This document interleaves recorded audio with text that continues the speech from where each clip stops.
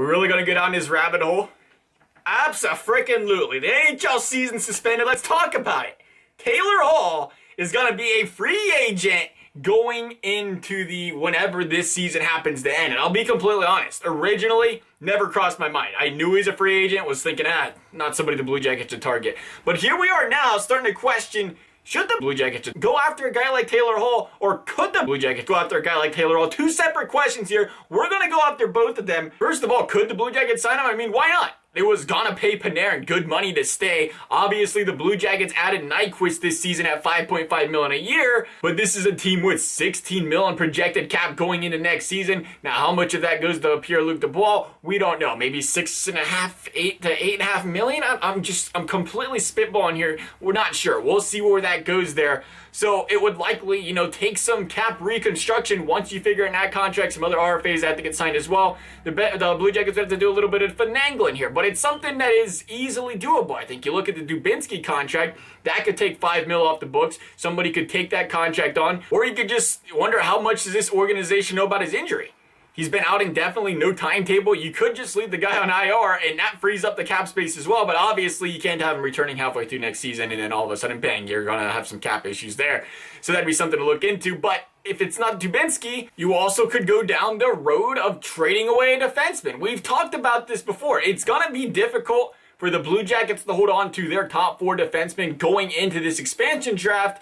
And for that reason, it would not be a terrible idea to trade maybe a guy we've thrown out there before, like a Ryan Murray or somebody else, if that's the road they want to go down, and try to get something in return there instead of having to lose them. Any of those 4 defensemen making $4 or $5 million a year, again, that's going to free up the cap space there for the Blue Jackets. So financially, I don't think that's the problem. I think the Blue Jackets, if they wanted to sign Taylor Hall, they could do it from a financial standpoint. The next question would be, does Taylor Hall want to play for the Blue Jackets? Could you get Taylor Hall? And I think, being completely honest, the Taylor Hall situation is he wants to play, if I had to guess, either A, with Connor McDavid, which she's made abundantly clear since coming to New Jersey, that, he just seems a little low-key upset that he's not been able to play with McDavid after spending all those years with Edmonton. So, that's always a possibility for a return there. But besides that, you can't really blame the guy for wanting to play for a Stanley Cup contender or a playoff contender, whatever it is, considering what he's had to deal with over the years of his career in Edmonton, in New Jersey.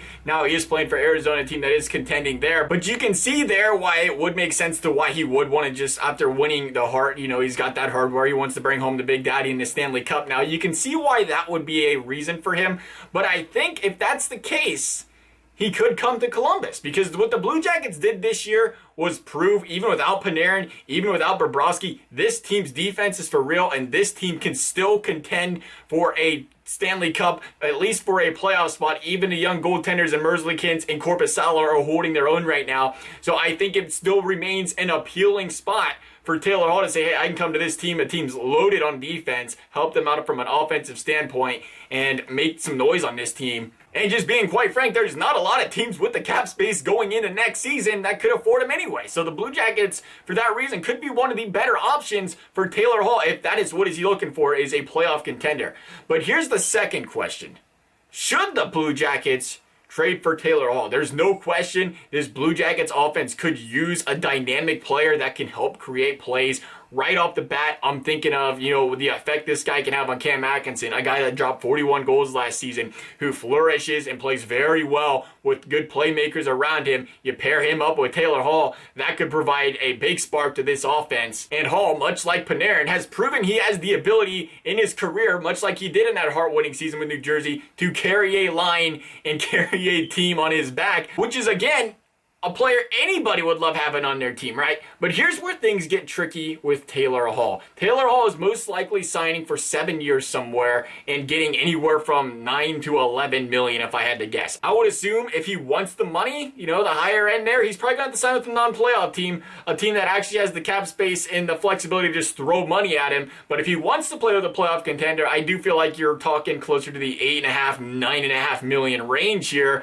And regardless, the Blue Jackets in that time frame, if you consider the 7 years, will need to sign a guy like Seth Jones, or not need to, they would have to sign Seth Jones, sign Zach Werenski, and whichever goalie takes over the reins for Columbus in that time. Now, do I think they can get them signings done and keep Taylor Hall? Sure, they're going to have other guys come off the books over that time, and assuming the salary cap goes up, which it would have, but who knows what's going to go on with all this COVID stuff going on right now. But we can assume, even with the expansion team, we'll still see the salary cap continue to go higher. So that would still, again, I think it helps the Blue Jackets, but you have to consider you're signing those two defensemen. You got PLD already. You're going to have Nyquist for a while. You have Atkinson. You have Taylor Hall. They're going to be pressed against the cap. And they're going to be pressed against the cap for quite a while, as long as that Taylor Hall contract's under there, I'd assume. And they're defensemen, which ain't a big deal until you consider you want to try to grab some more depth guys on a team where you want to get those 2, 3, maybe even $4 million guys. The Blue Jackets might kind of have their hands tied there where they can't go after some more depth players. And the question then becomes, is Taylor Hall worth that struggle? Is he worth having to worry about your bottom six and worry about your cap situation? Is he worth having that on a team? I'm struggling with it. I'm struggling and I'm bouncing back and forth still on sign, don't sign. Here's the thing. If Taylor Hall were to take 4 years, take it. Take the money. How much would you like? Come on down. No questions asked. But here's the thing. At the end of the day, I question if he's worth that kind of money for the long term. This is a guy that missed 15 or more games in a season due to injury 5 different times already in his career. And yeah, he won the Hart. That's gonna boost up his price tag. But again, if you take away that Hart-winning season, he's only finished with over 65 points once in his career. And again, you can throw a lot of that in there due to injuries and whatever else. Now, if you're going to pay a guy that kind of money, though, those are the two things you really need to be looking into if you're going to sign a guy to a long-term deal. Is he going to be able to consistently do what he's doing now? And even more importantly, is he going to stay healthy? Because you can't do it consistently if you're not healthy. And my thing with Taylor Hall is, if he can't stay healthy in his 20s, what happens in his 30s when injuries mount up and attacks on a body become more and more frequent than ever? I question where Hall would be at that 35 to 37 range, the end of the contract there. I wish nothing but good health towards this man's future, but I see him being a guy that only plays 40 to 50 games a season at that age. And I worry about that because, again, you can talk about the downfall of his point production all you want. It doesn't matter if he can't play half the season, if he puts up 40 points, if he puts up 80 points, a point per game or not. If he's only healthy half the season, he can only help you half the season. If he plays 80 games and the point production slides down in the 50s or 40s or 60s, at least he's playing 80 games, and that's something you can deal with down the road. But to be paying this guy to be the best player on the team and knowing that he's at a high risk of injury is a big red flag. And all that being said, if I'm the New York Rangers or the Chicago Blackhawks or the Pittsburgh Penguins or whatever, I don't sign him. There ain't a chance I sign Taylor Hall knowing that stuff. If I'm a team like that can easily bring in more free agents and they don't have any problem keeping players and they're a good team. They got good players built around them for the long haul on offense. But we're the Columbus Blue Jackets. And I hate to say it, but the tape doesn't lie. It's been a team that struggled keeping good players around. Forever. It's always been a problem. We'll see what happens with some of these younger guys now. And we brought up Zach. We brought up Seth. Now, Zach's an RFA at the end of his contract, so I do believe here, so it's a little different story for him. But if you're Seth Jones, and we talked about signing him, if he wants to sign, it's his choice whether he wants to play for these Blue Jackets in 2 years or not. And it would be all but heartbreaking and quite disappointing to go out there and say, all right, we're not going to go and pursue a guy like Taylor Hall right now because we want to make sure we have the cap space for a guy like Seth Jones down the road. What happens in 2 years? He says, I don't really want to play here no more. I'm going to try somewhere else. That hurts.